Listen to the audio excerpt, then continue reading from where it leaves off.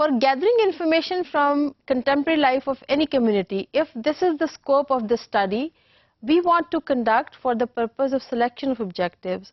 So we will have to select a community.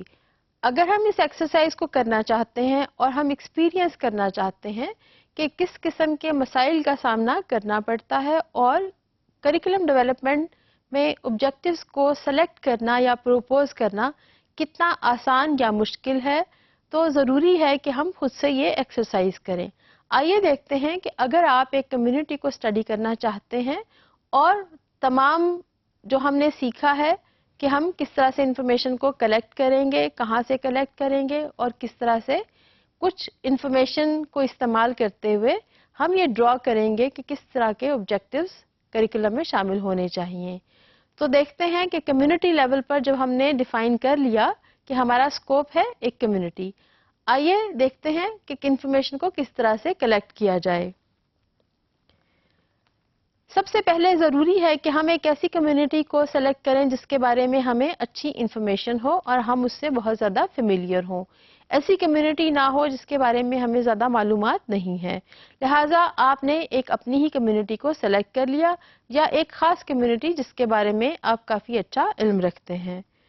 اب ہم یہ دیکھتے ہیں کہ اس کمیونٹی کے بارے میں کس قسم کی انفارمیشن پہلے سے موجود ہے جو کنٹمپریری لائف کے ایشوز کے بارے میں ہے. اب ہم یہاں پر ریپیٹ نہیں کریں گے کہ کنٹمپریری لائف کے کس قسم کے ایشوز ہو سکتے ہیں کیونکہ ہم پچھلے لیکچرز میں بارہا ان کا ذکر کر چکے ہیں. لہٰذا ہم کیا کریں گے، ہم نے یہ دیکھنا ہے کس قسم کے رپورٹس، کس قسم کے رپورٹس کے انالیسز، کس قسم کی کنکلوژنز کسی پرائیویٹ یا پبلک آرگنائزیشن کے پاس موجود ہیں جو کنٹمپریری لائف کے ایشوز کے بارے میں ہیں. لہٰذا ہم نے آئیڈینٹیفائی کر لیا یہ تمام رپورٹس ہمیں یہاں سے مل جائیں گی.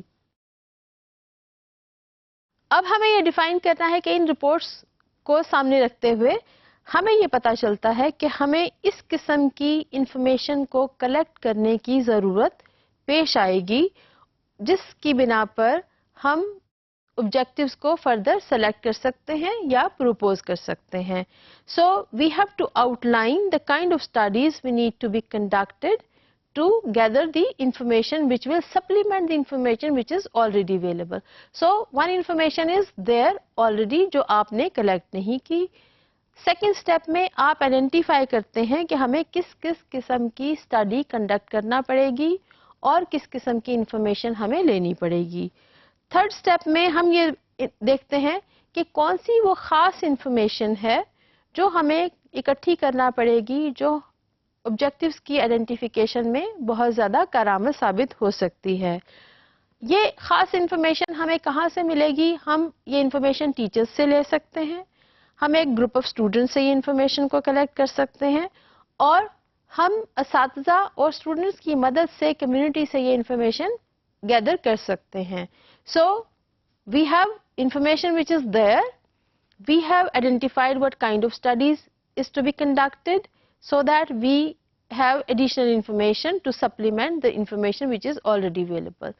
Third step is the particular خاص قسم کی انفارمیشن جو ہمیں اساتذہ اور بچوں کی مدد سے اس کمیونٹی کے بارے میں اکٹھا کرنی ہے اور یاد رہے کہ یہ کنٹمپریری لائف کے بارے میں ہی انفارمیشن ہے. اب ہم بیٹھ کے یہ ڈیفائن کرتے ہیں کہ ہمیں یہ انفارمیشن اس طریقہ سے کلیکٹ کرنی ہے، یعنی our method of collecting information will be this and we suggest that this is the way how information will be collected. Then we consider few ways how that information which will be gathered from all the subjects, how that is going to be used and interpreted for the purpose of selecting objectives for curriculum development. ہم یہاں پر objectives کو select بھی کر سکتے ہیں اور ہم propose بھی کر سکتے ہیں. اگر ہمیں پورا یقین ہے کہ یہ ایجوکیشن آبجیکٹیوز کے طور پر شامل ہونے چاہیے تو آپ اس میں سجیسٹ کر سکتے ہیں. اگر ہمیں کسی قسم کا بھی شائبہ ہے یا ہمیں پورا یقین نہیں ہے کہ ان آبجیکٹیوز کو اچیو کرنا کتنا مشکل یا آسان ہوگا تو ہم آبجیکٹیوز کو صرف پروپوز کر سکتے ہیں.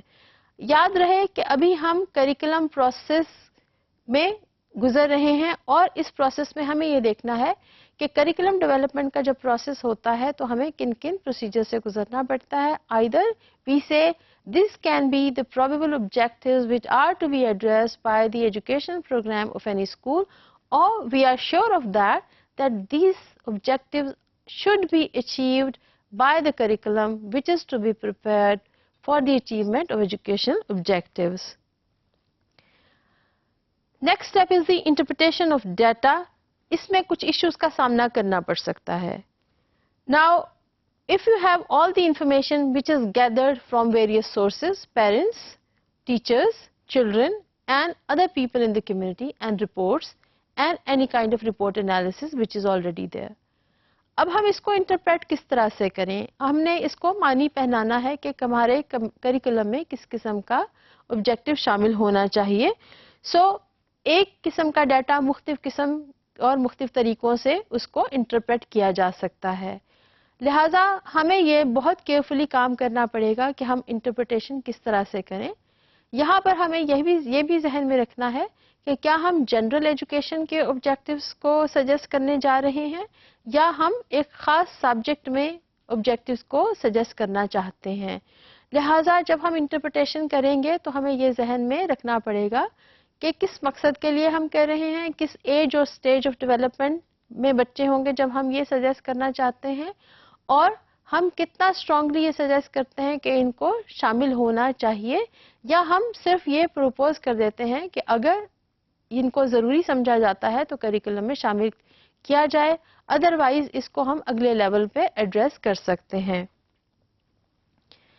Now if we have to define that how to interpret all the information or all the data which we have gathered by using different methods and procedures and using different sources of information. So we have to assemble all the data. तमाम data को हमें इकट्ठा करना पड़ेगा. जहाँ से भी information आपने ली, either it was the observation, it was questionnaire, interviews या reports का analysis या किसी किस्म की information जो community के बारे में पहले से मौजूद थी. आप उस तमाम डाटा को असेंबल करेंगे, आप उसे एनालाइज करेंगे और उसके बाद तमाम डाटा के एनालिसिस की बेसिस पर आप सजेस्ट कर सकते हैं कि इस किस्म के एजुकेशनल ऑब्जेक्टिव्स को तालीम के लिए किसी भी करिकुलम में और उसके अचीवमेंट के लिए शामिल करना बहुत ही ज़रूरी है. हम यहाँ पर फिर स्ट्रेस करेंगे कि जब आप ऑब्जेक्टिव्स को सजेस्ट करते हैं या आइडेंटिफाई करते हैं तो आपको ये जहन में रखना है कि either these are general objectives और these are subject specific objective. And it is very important that all the information which is gathered from different sources and different subjects, that is to be analyzed collectively, and it should be a close analysis of all the information. It should not be in isolation. यानी आप questioners को अलग से analyse ना कीजिए, इसी तरह से रिपोर्ट्स को एनालाइज ना कीजिए. हमें तमाम इंफॉर्मेशन को एक जगह इकट्ठा करके और उसका कलेक्टिवली एक एनालिसिस करना है, और उसकी बेसिस पर फिर हम सजेस्ट कर सकते हैं कि हम कितने ब्रॉड या कितने नैरो ऑब्जेक्टिव्स को सजेस्ट करते हैं किसी भी करिकुलम के लिए, और ये करिकुलम किसी भी ग्रेड लेवल के लिए हो सकता है.